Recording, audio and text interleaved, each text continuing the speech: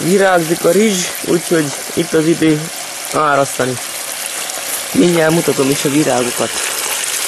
Nem látványosak. Igen, azok a kis bunkós végű valamik, azokban van a pollen.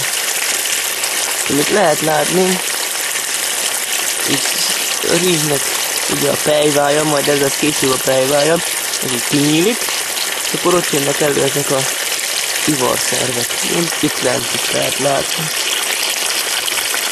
Sőt a buga, ami már teljesen kifejlődött, annak is a felső részében már virágzik is.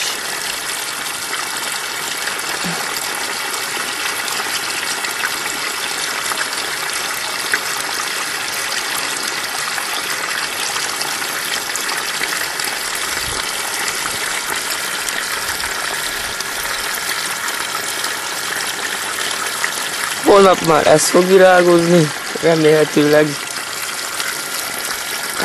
Meg most pár többet nem is látok. Tehát ezek azok.